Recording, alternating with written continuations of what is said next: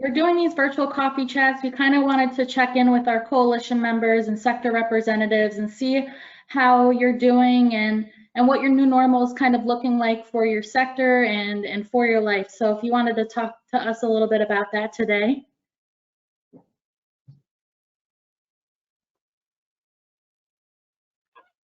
Okay. So I'm Jackie Spencer. I'm with Cornell Cooperative Extension. I oversee the Family Resource Center programming. What's new is, like all of the extension educators across the state, we're all working from home, doing our best to continue to support families.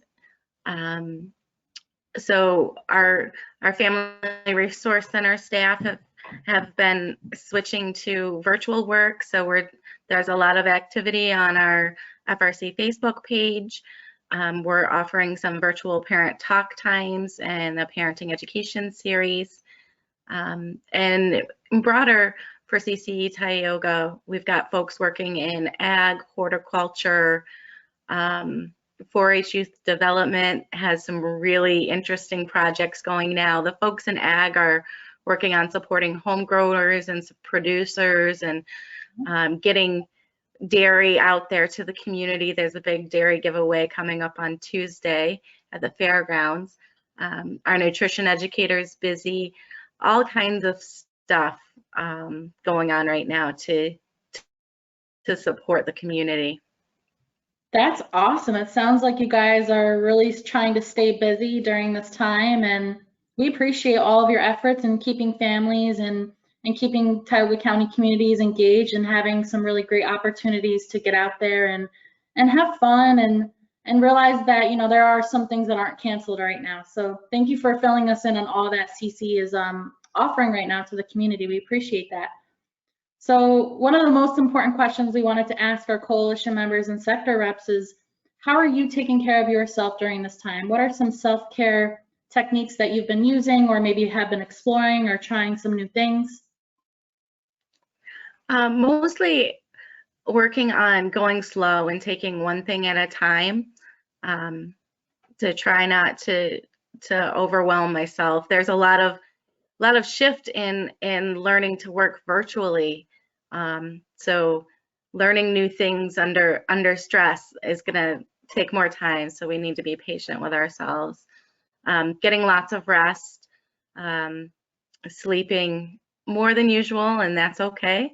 I'm usually in bed pretty early, maybe 8 or 9 at night, so I can give my body a chance to recover and repair through that rest. My son is home now. He was at college and he's now back home, and he's doing the same thing. Lots of rest. One thing I try to do for myself every day is make sure I'm getting some fresh fruit. You know, it's easy to go for the snack foods and chocolate. I love my chocolate. So I've been making a point every day to, in the morning, plan out what's my fruit for the day. Today it's going to be some applesauce with a little bit of cinnamon. Arts and crafts, you know, getting engaged in some of those hobbies that are restorative, and humor, finding the funny things to watch, comedy shows, things that will get laughter and get those endorphins moving a little bit to kind of counteract the stress. Absolutely. You know, you brought up some good points there. You know, obviously, yes, sleep. And it's interesting that you bring that up because I think we're all so busy all the time. And, you know, some of us are feeling like, oh, how are we going to still connect with families and our sectors and our partners? But what about thinking that this is a time for all of us to just kind of slow down and connect in different and new ways? Or maybe we're taking this time to just connect with our inner self and connect with ourselves and learn some new ways to take care of ourselves. So I really appreciate you sharing that with us, because I too myself have been trying to slow down and just kind of, you know, work on my self-care techniques and working on taking care of myself. So thank you for sharing that with us. I think it's going to be a good reminder for everybody to hear. My next question is for you. What is one thing you see good or inspiring in your community or work that is happening during this time? So Tioga County is a pretty amazing place. People tend to really band together to support each other through a crisis. We saw that through the floods, and we're seeing that now with our COVID-19. There's just tremendous amounts of community activity, people making sure that people have food, people have masks, people have support systems. Pretty much, if there's a need out there, there's someone in Tioga working to meet that need, and that's just so amazing. Once upon a time, a colleague from a different part of the state had asked me about what does the Family Resource Center do to restore hope to families, and I was struck silent because my reaction to that question was really that the families in Tioga are some of the most resilient, hopeful people that I have ever met. And I am just so, I am proud and thankful to be a part of this community.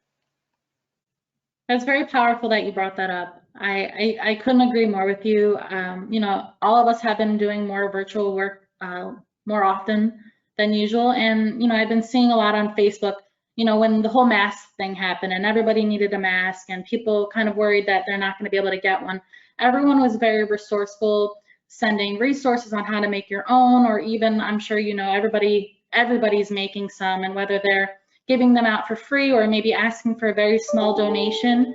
I'm just astonished by how many people have kind of just stepped up and helped out with that aspect. And same with food distribution. I mean, all of Tioga County is making sure that not one family goes without, especially our schools. I mean, we were talking with OA school district, and they're delivering like 3,000 meals a week. And I know Tioga Opportunities too is making sure they're delivering all the meals to our older folks in our community. So yeah, I mean, this is a tough time, but our resilient families are definitely fighting through this. And I think it's a great point that you bring that up. So thank you for that. So I think one of the also most important questions that I'm going to ask you today is, what message would you like others to hear? I know you brought up hope, but is there any other messages you wanted people to hear today? Yeah, you know, during this time, family is what matters most, and that can be however you define family. You know, sometimes it's legal or biological relationships, and sometimes it's just those people that are family by choice, you know, our kin or our tribe.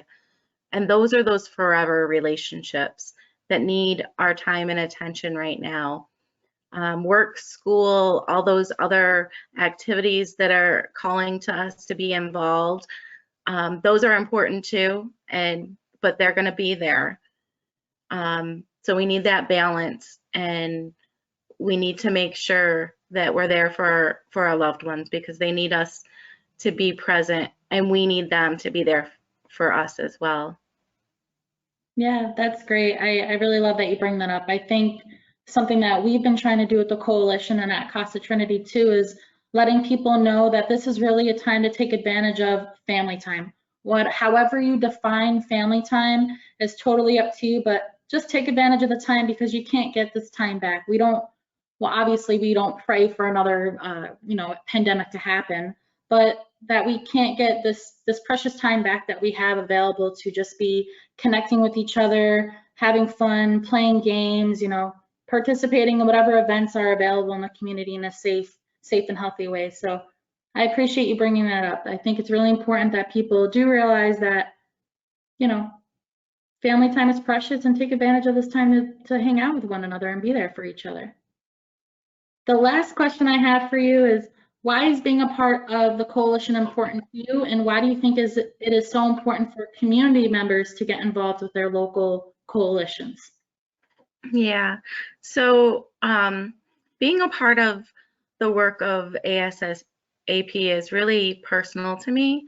I experienced having loved ones struggle with addiction, feeling that powerlessness being helpless to fix it. My family's been affected in many ways, as most families have been. And the coalition work gives us that opportunity to do something, to be a part of the solution, and work together to address all of those needs. And there's really something powerful about that, being able to take action in some way that will help someone, that can just restore that ability to dream of something better.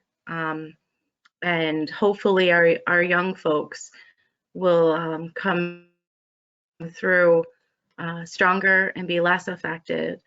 Professionally, I've seen so many families come through hardship, being torn apart, relationships destroyed, children having to be moved to other households, being raised by other people because their parents are no longer able to take care of them. When addiction takes over, it really can destroy everything else. And that's the hardest part with all of this. You know, the kids are the people that suffer the most, and they need to know that, you know, even when their parents can't take care of them, that their parents do love them. And we also need to remember that kids love their parents, even when their parents at their best. They're going to worry about them. They're going to love them. They're going to hope and pray and have all kinds of feelings about the whole situation. It's pretty common for kids to think that it might be their fault, and we need to reassure them that it's never about them. It's not their fault. Thank you so much, Jackie, for sharing all that with us. I couldn't agree more with you. I think that, you know, having community coalitions really gives people from all walks of life to just come together and voice what you want to see, hear, feel, do more of or less of in your community. And, you know, we never turn anyone away, regardless of where you're from, what you've been through, what you've seen, what you haven't seen. You know, we're always, you know, welcoming anyone to share their ideas. And if there's something you want to put together, an event you want to see, or something you think Tioga County needs, you know, we're all for it. And, you know, I think that's the most important thing, is that I can't speak today, our arms are wide open, and that we're willing to work with anyone. And we really appreciate our partnership with you and CCE. You guys have been so supportive and willing to help us with any project. And I think because of that, it makes our community stronger, and it really helps connect the resources that are available in our community and in our county. So thank you for connecting with me today and sharing some of your personal commitments and ways that the coalition connects with you in your personal life. We really appreciate that. Thank you for the opportunity, and you know, we're stronger together. So absolutely, let's keep coming together and keep working on it. Thank you.